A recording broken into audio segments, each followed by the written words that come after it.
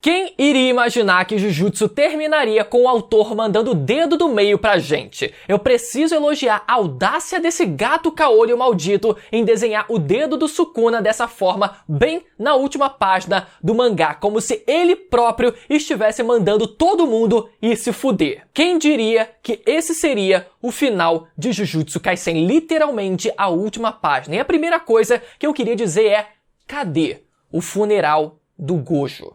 Cadê o funeral do honrado? Tu não tem respeito não, meu irmão, seu gato caolho maldito! Enfia esse dedo do Sukuna no meio do seu... Mano, sabe quando você vai escrever uma redação na escola e você não sabe o que colocar na conclusão? Eu acho que é literalmente isso que aconteceu aqui. Eu sei que toda essa reta final de Jujutsu teve alguns momentos questionáveis ou repetitivos, mas pelo menos a gente foi agraciado por uma série, dezenas de momentos de muito hype e emoção. O autor tinha material para ter entregado ainda mais do que ele entregou? Ele certamente tinha, mas pelo menos a gente teve uma série de momentos de muito hype. Mas esses 3 últimos capítulos e essa conclusão, além de não ter tido quase relevância nenhuma, foi na verdade uma não conclusão da série, porque o autor não concluiu o que ele precisava concluir. O jogo do abate continua existindo, o Gojo morreu, o clã Zenin foi quase todo extinto, o alto escalão Jujutsu foi morto, as barreiras ao redor do Japão vão colapsar inevitavelmente,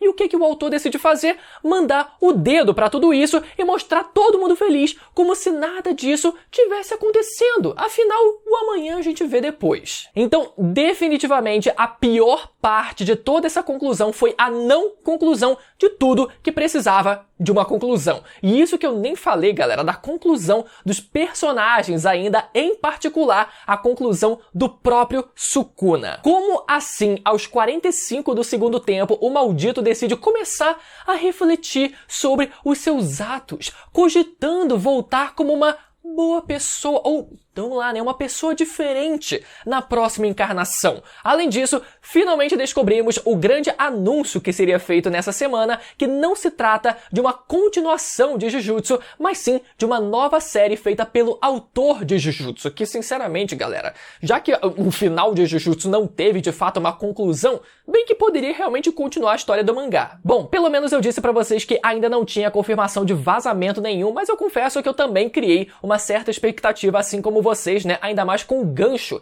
deixado no penúltimo capítulo, que, como eu falei pra vocês no vídeo passado, abria sim brecha para o início de uma nova história contra um novo vilão, seja no formato de um filme ou de uma nova série semanal. Mas, de qualquer forma, o autor de Jujutsu tá com a vida feita, mas você não. Então chegou a hora de elevar o nível da sua carreira com Alura! Você que é jovem e ainda não decidiu o que fazer da sua vida, essa é uma ótima oportunidade para você aprender sobre programação, inteligência artificial, que tá super em alta, edição de vídeo, que é um conhecimento super básico nos dias de hoje, e até cursos de idiomas, como inglês e espanhol, tudo do zero até o avançado de forma 100% prática. Essa é uma oportunidade para você experimentar tudo isso e descobrir que tipo de profissão, que tipo de área de atuação você quer seguir da sua vida. Então, não perde tempo, aproveita o cupom exclusivo de 15% de desconto para você que é seguidor aqui do canal, acessando o link na descrição e no comentário fixado, ou também pelo QR Code aqui na tela, beleza? Jujutsu acabou, mas a vida continua, então chegou a hora de você pensar no seu futuro. Muito obrigado, Alura, por mais uma vez e, como sempre, estar apoiando esse canal. Mas vamos então falar sobre mais uma série da Jump que se encerra nesse ano de 2024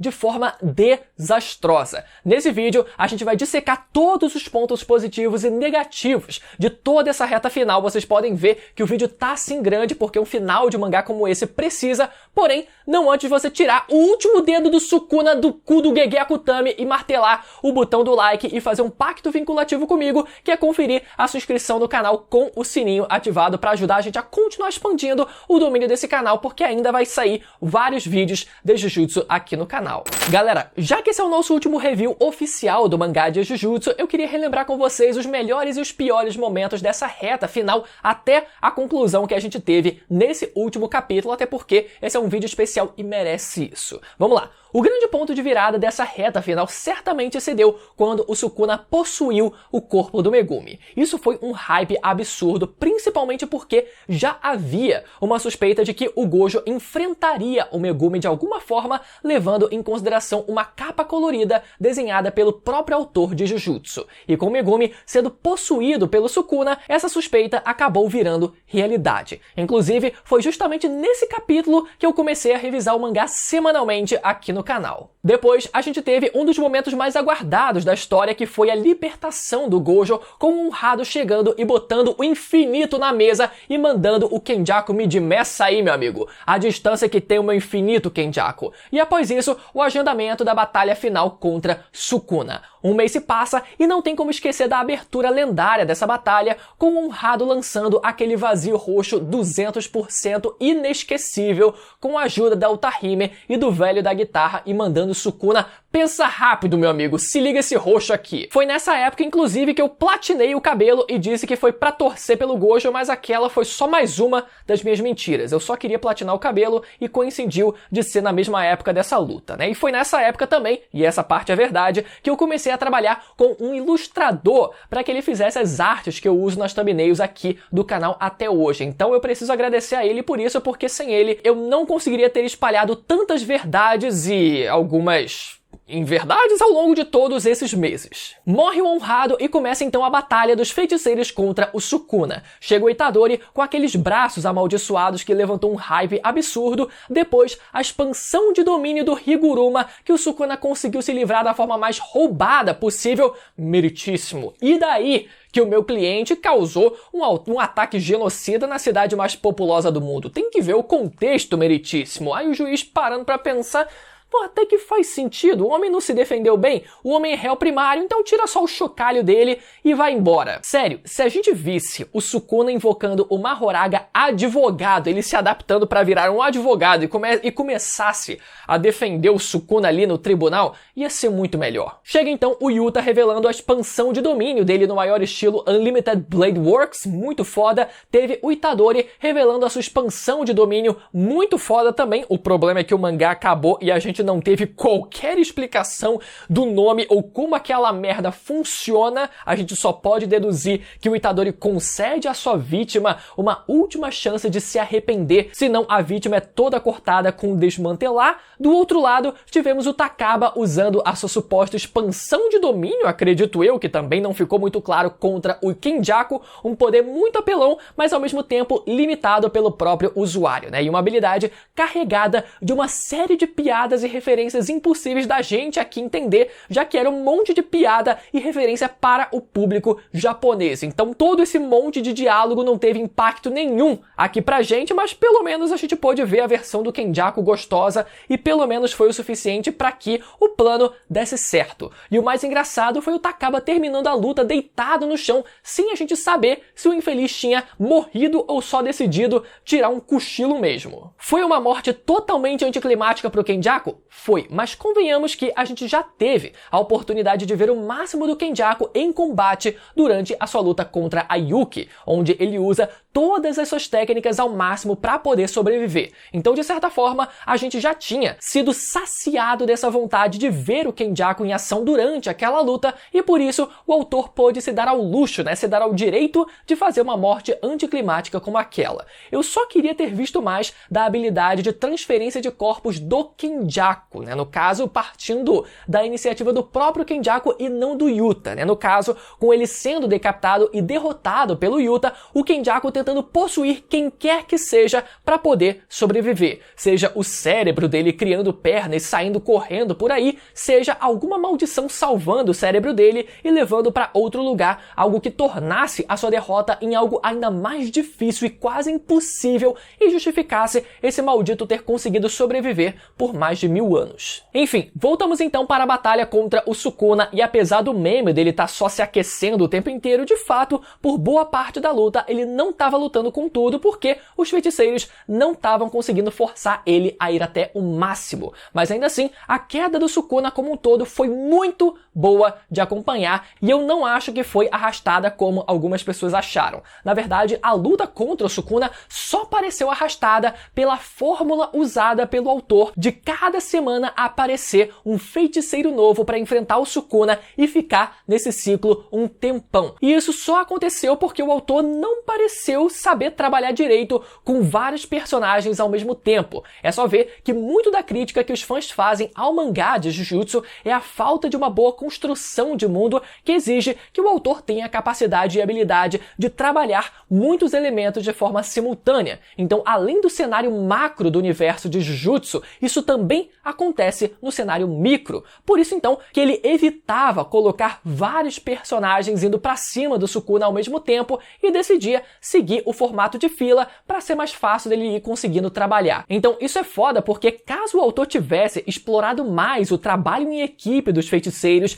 diferentes combinações de técnicas e poderes, a luta final contra o Sukuna nunca teria passado a impressão de ter sido algo arrastado. De novo, só pareceu arrastado pela estrutura de escrita do autor. E vocês podem ver que isso que eu tô dizendo é tão verdade que sempre que o feiticeiro tomava a frente da luta contra o Sukuna, o resto simplesmente sumia. Desaparecia de cena. A Maki, por exemplo, depois que foi arrombada pelo Sukuna, sumiu completamente de cena. Tipo, nem pro autor mostrar os personagens ali derrotados ali nos cantos do cenário, nada. O personagem era derrotado, saía de cena e o autor simplesmente esquecia que ele continuava existindo. Por isso que eu digo que o autor parece ter essa dificuldade de trabalhar diversos elementos ao mesmo tempo. Claro que, né, houve sim trabalhos em equipe muito bons, como o Itadori junto do Yuta, né? Os dois protagonistas da série lutando juntos, o Itadori junto do Aoi Todo, os dois maiores brothers de toda a série, enfim, mas havia espaço para mais interações como essas durante a luta.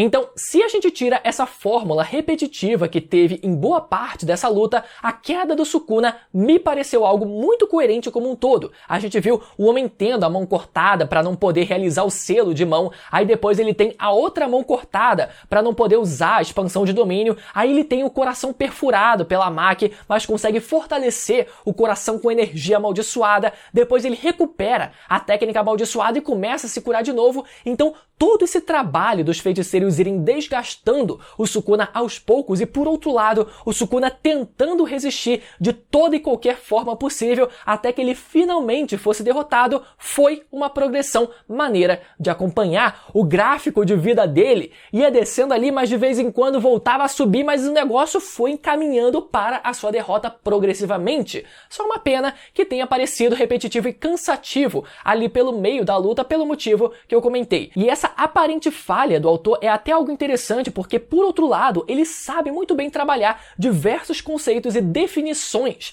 de poderes e técnicas bastante complexas. Inclusive, toda semana era um desafio para mim tentar entender todas as explicações e diálogos que o autor colocava e depois explicar aqui no vídeo da melhor forma possível para vocês. Então, era de se esperar, acredito eu, pelo menos, que ele soubesse trabalhar com vários elementos e personagens do mangá de forma simultânea também. Mas enfim, a luta contra o Sukuna teve diversos momentos de muito hype e talvez o maior deles tenha sido o retorno de Satoru Gojo possuído pelo Yuta. Não teve como não ficar maluco com o homem sendo trazido de volta, mesmo que de forma indireta. Existia uma série de formas para o autor usar o corpo do Gojo, né, e de certa forma trazer ele de volta, seja revivendo ele propriamente dito, né, com energia reversa, com algum pacto vinculativo, etc., seja os 6 olhos sendo herdados pelo Yuta pelo parentesco que eles têm em comum, seja ele sendo possuído pelo Kenjaku ou pelo Yuta com a técnica do Kenjaku, que foi o caminho que o autor escolheu seguir. A única coisa que eu senti falta foi a gente ter visto o corpo do Gojo reagindo da mesma forma que o corpo do Geto em Shibuya, quando ele tomou posse do próprio corpo por um breve momento. Então, no momento em que o Yuta perdeu a capacidade de continuar usando o corpo do Gojo e caiu no chão feito bosta, esse seria o momento perfeito para que o Gojo tomasse o controle do seu próprio corpo de volta por um breve momento pela pela última vez, numa espécie de nem pós-morte, e desse pelo menos um golpe bem encaixado no Sukuna. Não precisava ser nada muito estendido, mas sim algo único. Como Yuta estava tendo dificuldade de usar as técnicas do Gojo, seria uma forma do Gojo mostrar como é que se faz pela última vez. Afinal, o precedente foi aberto em Shibuya com Geto, então por que não usar isso com o Gojo também? Então, foi uma pena que isso não tenha acontecido. Logo depois tivemos a volta da Nobara martelando o último dedo do Sukuna, um hype infernal que me deixou muito realizado, mas convenhamos que foi um fanservice muito barato e mal trabalhado. E aqui, meu amigo, eu vou descer a lenha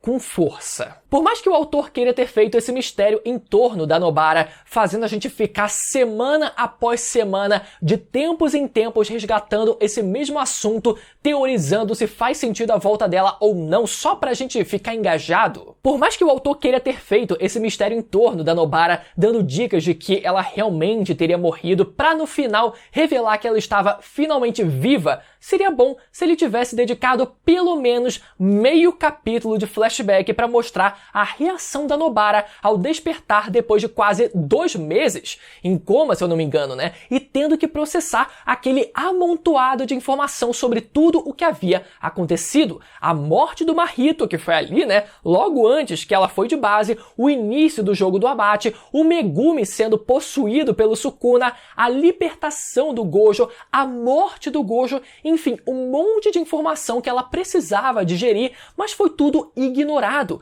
o que só passou ainda mais a impressão de que esse só foi um fanservice barato e mal feito. Eu até cheguei a comentar que aquela página dela viva é tão caricata que até parecia pegadinha do malandro, sabe? Cheguei, pessoal, acharam que eu tava morta, e aí, meninos? E não um retorno triunfal da personagem. Ficou muito cara de meme, apesar de eu ter ficado feliz com a volta dela. Então, além da Nobara ter tido um background muito fraco lá atrás, com a história dela se mudando do interior para a capital, além da suposta morte dela em Shibuya ter cumprido um papel totalmente redundante, já que a morte do Nanami tinha acontecido momentos antes daquilo e já tinha cumprido o papel de quebrar o espírito do Itadori, aí chega no final e a volta dela também não tem o mínimo de profundidade que precisava ter. E somado a isso, ainda tem aquela carta deixada pelo Gojo para a Nobara que menciona o paradeiro da mãe dela, que só fica por isso mesmo, sendo que já havia, olha só galera, já havia suspeitas de que a família da Nobara, em especial a sua avó, era uma feiticeira de grande influência na sociedade Jujutsu. A gente já sabia que a avó dela foi quem ensinou para ela a técnica do boneco de palha, foi a avó dela que recomendou que a neta fosse escolhida para estudar na escola de Tóquio, mas a gente nunca nem viu a cara dessa velha e muito menos da mãe dela, que foi mencionada na carta do Gojo sem propósito nenhum. Pra quê? E isso que eu nem comentei do potencial da Nobara em nível de poder. Ela já tinha uma técnica amaldiçoada muito apelona por conseguir, né, atingir a alma dos outros à distância, mas a nível de poder, a Nobara continuou exatamente a mesma coisa de quando a história começou. Ela não evoluiu em nada nesse sentido. E anos atrás eu cheguei a comentar que a morte da Nobara seria uma ótima forma do autor ter trabalhado isso, porque ela passou pelo exato mesmo fenômeno que o Gojo lá no passado, no flashback do Gojo. Os dois passaram por uma experiência de quase morte, os dois conseguiram sentir a essência de suas próprias energias amaldiçoadas, mas enquanto o Gojo foi capaz de despertar com isso a sua energia reversa para conseguir começar a se curar, né, e a partir daí desenvolver a sua técnica do vermelho e posteriormente o roxo, por outro lado, a Nobara não teve nada disso. De novo, os dois passaram pela exata mesma experiência de quase morte, os dois conseguiram compreender a essência, os núcleos das suas energias amaldiçoadas, que sabe-se lá o que isso quer dizer, mas o autor deixou de lado essa oportunidade de desenvolver as habilidades da Nobara. Isso seria um ótimo momento dele ter feito isso, não só para Nobara ter um desenvolvimento por si só, mas principalmente por ela também ser aluna direta do Gojo. Então esse seria um paralelo muito interessante de professor e aprendiz. Então a Nobara podia até ter quase morrido pro Mahito, né, mesmo que fosse um plot redundante, já que já tinha acontecido com o Nanami, mas essa seria uma oportunidade não só de dar esse up pra Nobara em nível de poder, mas também seria um contexto interessante para introduzir a família da Nobara nessa história, em especial a sua avó, já que ela parece ser uma feiticeira relevante. Então jogava a avó dela aparecendo depois do arco de Shibuya, dizendo que ia tratar dela lá no interior onde elas cresceram. A Nobara ficava esse tempo todo longe, despertava a energia reversa, aproveitava para treinar o mês inteiro com a família dela lá no interior, e aí sim ela chegava aos 45 do segundo tempo para ajudar o Itadori e martelar a alma do Sukuna, já que era para ela ficar fora esse tempo inteiro, pelo menos, né, fazia um plot decente pra ela. E não só isso, galera, e essa é uma parte importante, ainda existe o fato da Nobara sempre ser apresentada como uma garota muito vaidosa e preocupada com a própria beleza e a própria aparência, tanto que o cabelo ruivo dela, né, é pintado. Então o fato dela ter perdido o fucking olho da cara, é algo que mexeria profundamente com ela, meu amigo. Destruiu a cara dela. E seria mais uma coisa que ela precisaria processar até se acostumar e superar esse trauma, além de todas as mudanças, né? Absorver e processar todas as mudanças que aconteceram no mundo enquanto ela ficou em coma. Mas vocês acham que qualquer uma dessas coisas foi trabalhada? Ou seja, tudo que a Nobara tinha de potencial, tanto em aprofundamento, né, backstory e desenvolvimento de personagem, tanto a nível pessoal quanto a nível de poder propriamente dito, né, foi tudo descartado. E resumido a, ela tem uma técnica muito foda e seria muito legal se ela martelasse o dedo do Sukuna. E fica por isso mesmo. Cara, sinceramente, o autor de Jujutsu não merece essa personagem numa obra dele. Então, além da Nobara, que infelizmente sofreu da clássica doença chamada mulher em shonen, precisamos falar agora sobre o Megumi. Eu vi algumas pessoas dizerem que o Megumi não teve desenvolvimento algum de personagem, que ele terminou a história exatamente como ele começou, mas aí eu vou ter que discordar. Isso porque, desde o literal primeiro capítulo da história, o Megumi é alguém que não tá nem aí pra própria vida e sempre esteve disposto a se sacrificar na primeira oportunidade que ele tivesse. Não é à toa que o meme dele sempre querer invocar uma Horaga em qualquer situação é sim real. Ele pretendia invocar uma Horaga lá no primeiro episódio contra o Sukuna de um dedo, galera. Pretendia invocar uma Horaga lá no intercâmbio com a escola de Kyoto, até que finalmente ele invocou uma Horaga contra o moleque do rabo de cavalo em Shibuya. Puta que pariu, é muita vontade de morrer mesmo, não é possível. Até que a gente chega no final da história e o Megumi recebe o aval do Itadori para que ele pudesse morrer em paz, mas o Megumi escolhe por vontade própria lutar para continuar vivo, pelo bem daqueles que também continuavam vivos ao seu redor.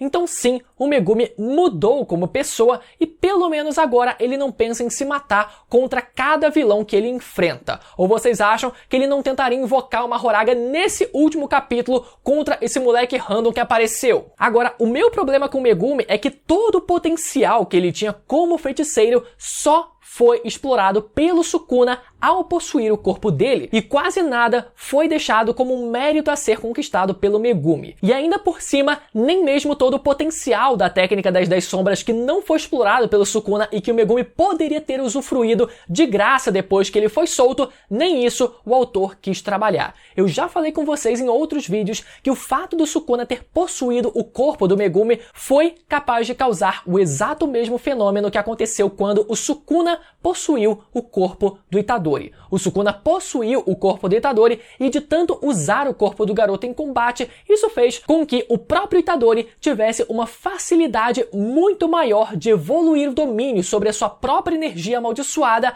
além de ter sido capaz de emular a própria técnica de cortes do Sukuna por esse mesmo motivo, incluindo conseguir realizar uma expansão de domínio, mesmo que incompleta. Então, com o Sukuna possuindo o corpo do Megumi e usando e abusando da técnica das 10 sombras, mesmo que isso tudo viesse praticamente de graça pro Megumi depois, pelo menos seria uma forma da gente ter visto o Megumi explorar o potencial máximo do seu próprio poder. E na verdade, galera, esse up nem teria vindo exatamente de graça, porque ele perdeu a própria irmã e o Gojo nesse processo. Então o poder que ele recebeu é um poder maldito e acabou que saiu muito caro, na verdade, pra ele, né? Na verdade, foi até trágico. E por isso seria, sim, justificável ele poder explorar o potencial da sua própria técnica. Como eu falei pra vocês, a técnica das 10 sombras tinha um potencial que não foi 100% explorado pelo Sukuna, e eu acreditava que o motivo para isso seria o autor estar guardando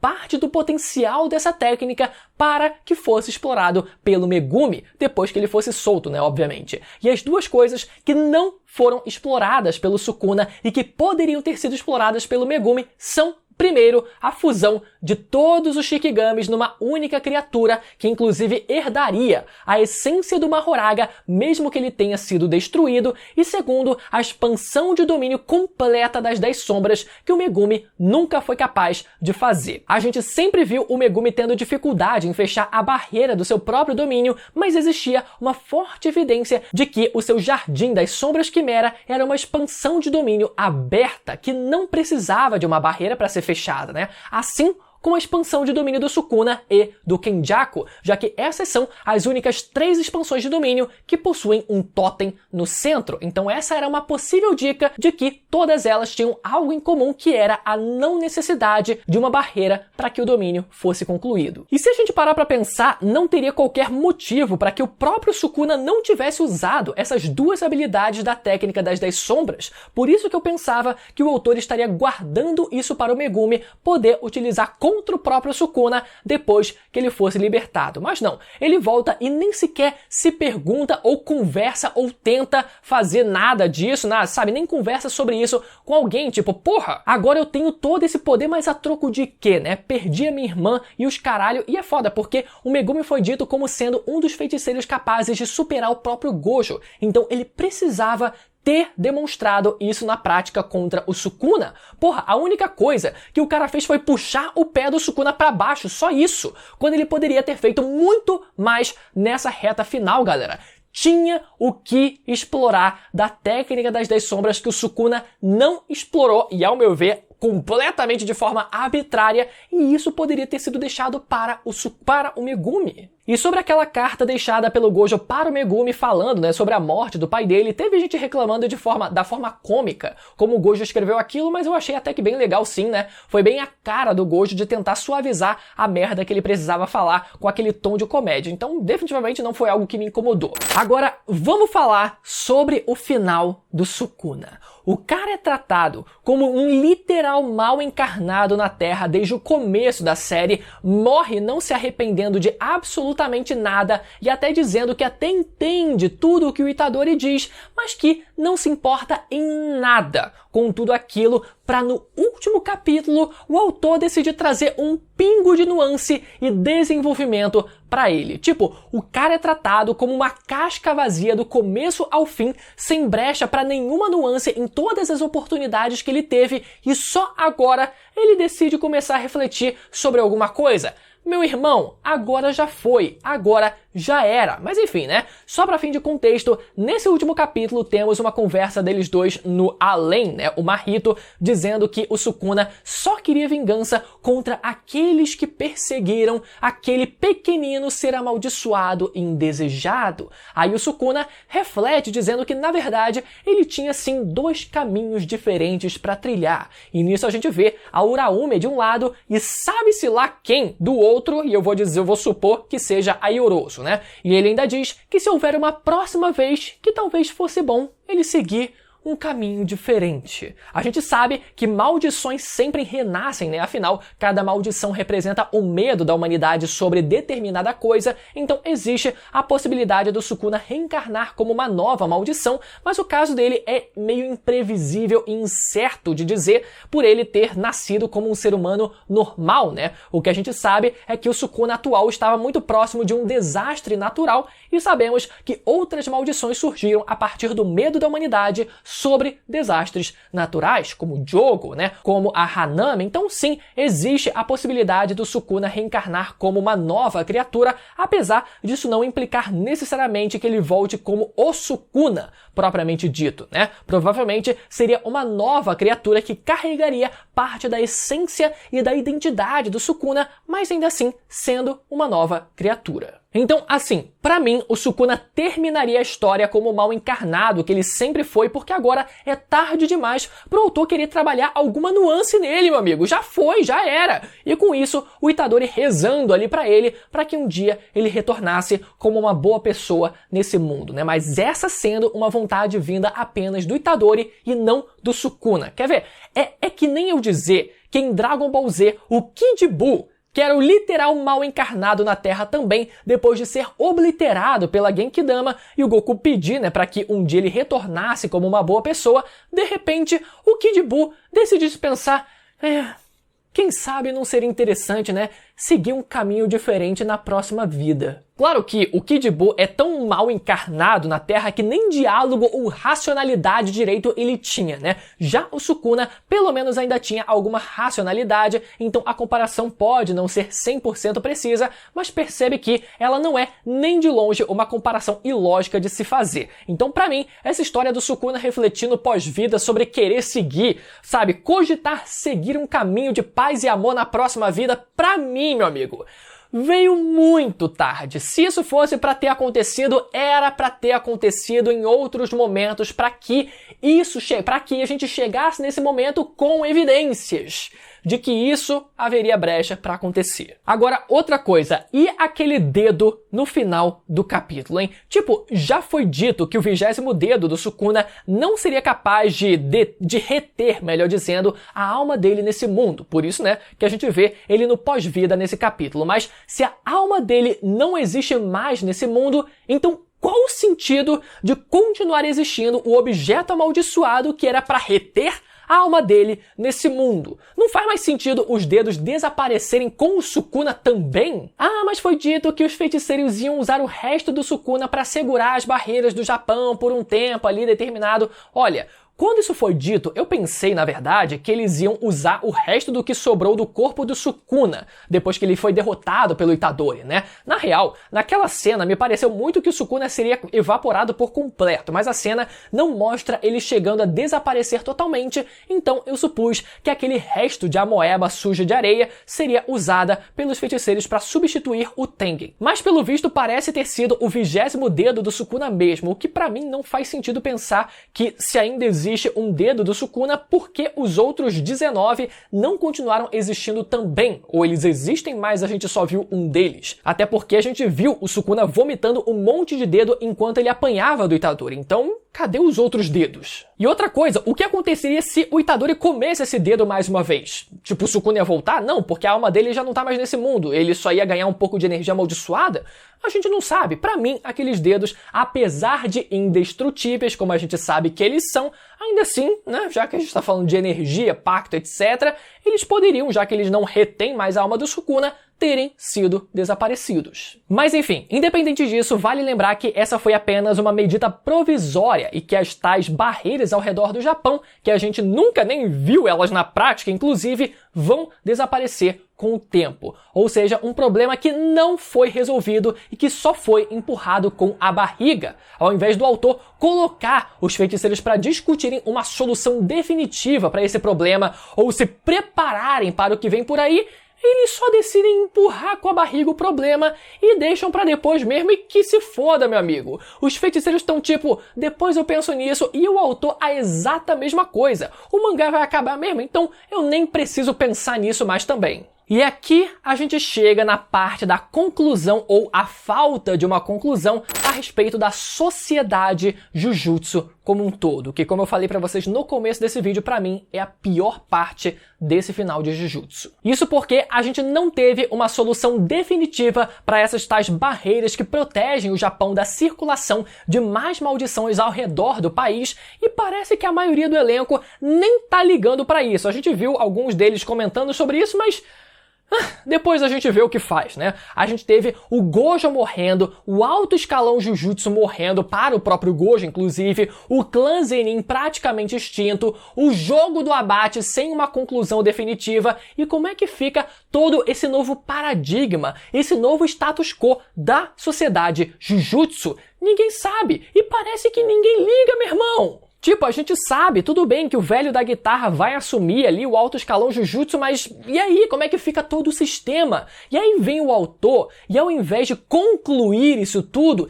ele decide que é melhor falar da tal escola de domínio simples, que nunca apareceu na história com aquele plot completamente aleatório da Mei Mei. É de cair o cu da bunda ou não é, meu irmão? E mais, eu sei que eu já falei que o final de Jujutsu precisava incluir um mega funeral do Gojo, mas porra, precisava ou não precisava? Reunindo todo o elenco principal para prestigiar o honrado, porque além disso ser uma forma da gente, como leitor, ter um encerramento grandioso para a obra, seria uma forma dos feiticeiros dentro da obra também prestigiarem, né? Prestarem a devida homenagem ao mais forte, aquele que mais fez a diferença nessa batalha contra o Sukuna e o personagem mais popular da série. Meu irmão, o cara morreu e parece que a vida só seguiu. A única coisa que a gente teve foi o Itadori lembrando ali nesse último capítulo de uma conversa que ele teve com o Gojo, mas isso é só migalha perto do que precisava ser, inclusive nessa conversa, meu amigo. O autor, ele até tira um sarro da nossa cara, colocando o próprio Gojo pra falar, mas chega, de Satoru Gojo, né? Chega é o caralho, meu irmão. O cara é um honrado, mais forte, carregou geral nas costas, levou metade da vida do Sukuna sozinho, e ele me vem com essa de já chega de Satoru Gojo, né, pessoal? Ah, pelo amor de Deus, né? E pra completar, o cara ainda termina o mangá mandando a gente ir se fuder com aquele dedo do Sukuna enfiado na nossa cara. Vai se fuder você, meu irmão. Então, fazia o funeral, reunia o elenco completo, mostrava os outros membros do clã Gojo, a família de feiticeiros da Nobara que foi citada pra que motivo então, e depois podia até mostrar, meu amigo, um bebê nascendo com 6 olhos e herdando a vontade do Gojo. Tá aí o novo Satoru Gojo voltando à vida. Inclusive, sobre o clã Gojo, teria sido interessante na verdade se o Gojo ou algum outro feiticeiro ou um grupo de feiticeiros, incluindo o Gojo, tivesse ido visitar a base do clã naquele intervalo de 30 dias de treinamento que eles tiveram, porque mesmo que os outros membros do clã não sejam tão poderosos em batalha, seria uma forma da gente conhecer esses outros membros e a gente ter uma justificativa vinda deles do porquê eles não se envolveram nessa batalha contra o Sukuna. Tipo, eles são chamados pra batalha, mas eles explicam que não teriam como ajudar, etc.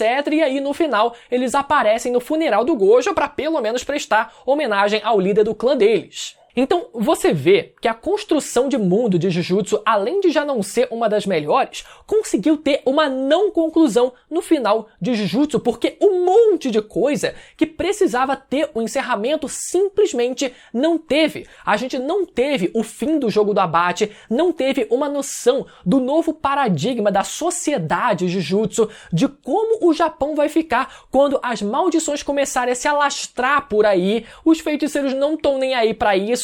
Sobre o passado do Sukuna, não tivemos quase nada contando mais sobre a sua origem, né? Apesar da gente saber da história do irmão gêmeo dele, para que a gente pudesse entender melhor a sua real natureza, como ele passou de um ser humano até se tornar conhecido como uma maldição, por que ele foi conhecido como o anjo caído e como o desonrado, como ele derrotou os feiticeiros do passado e quem foram esses feiticeiros que foram derrotados, se foram os fundadores dos 3 grandes clãs que morreram em batalha, que eu tô supondo, né, que morreram em batalha contra o Sukuna e talvez por isso se tornaram os 3 grandes espíritos vingativos, porque eles morreram com um rancor de terem sido mortos pelo Sukuna, a sua relação com o Kenjaku e o Tengen desde aquela época. Inclusive, quem era aquele maluco que apareceu do lado do Takaba capítulo passado? Eu suponho que seja o Kenjaku criado pela habilidade do Takaba, mas o mangá deixa isso claro pra gente.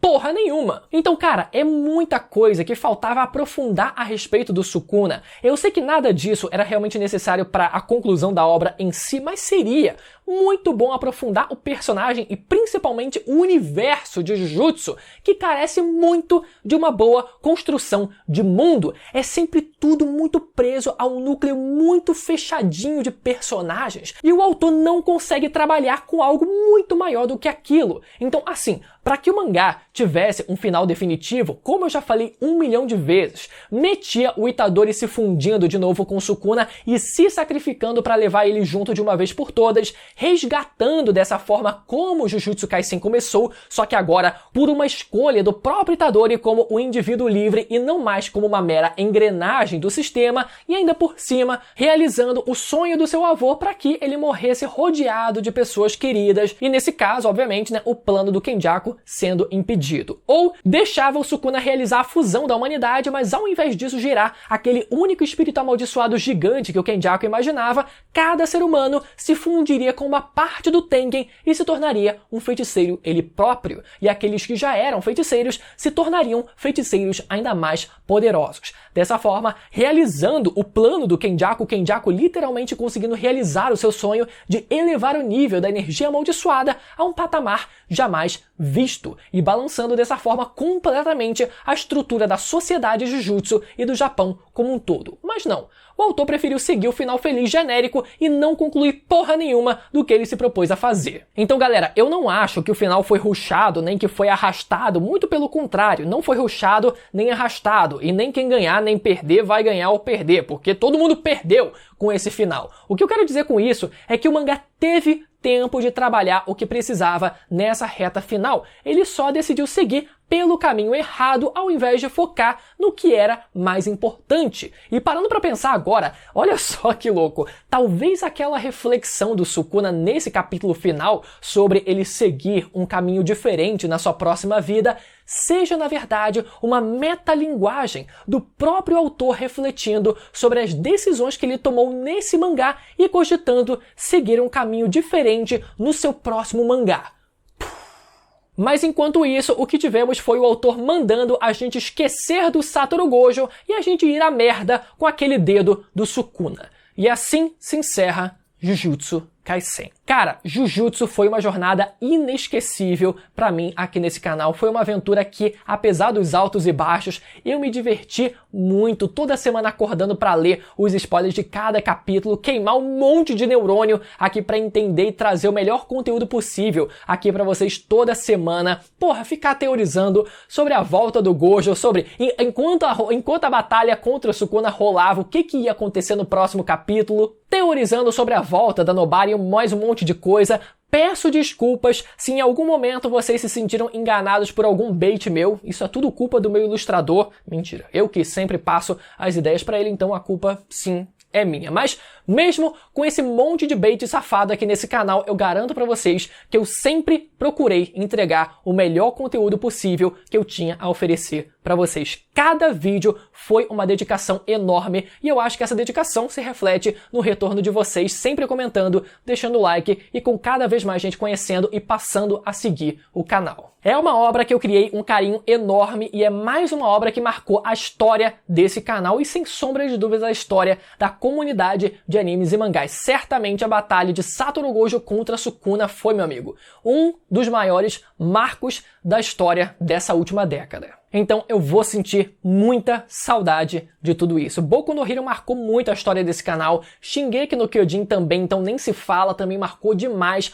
One Piece, como sempre, e até acabar daqui a sabe-se lá quantos anos, e com certeza Jujutsu também entra nesse hall da fama aqui no canal, galera. O canal tem bastante tempo, hein? O canal já tem 12 anos, muita coisa já aconteceu aqui. Mas ao mesmo tempo, muita coisa também vai continuar acontecendo. Então se você ficou até o final, gostou do vídeo e ainda não for inscrito, deixa aquele like, o seu comentário com o seu feedback sobre tudo que eu trouxe aqui nesse vídeo e sobre o que vocês têm a dizer sobre o final da série na experiência de vocês. E lembra mais uma vez de se inscrever aqui embaixo, porque ainda tem muito vídeo de Jujutsu pra sair aqui no canal, beleza? Lembrando que o link da Alura vai estar na descrição descrição e no comentário fixado. E agora, caso você queira ver o meu vídeo falando sobre o final de Boku no Hero Academia, esse vídeo vai aparecer agora na tela para você ir lá assistir desse lado aqui, beleza? Até a próxima com o Dedo do Sukuna.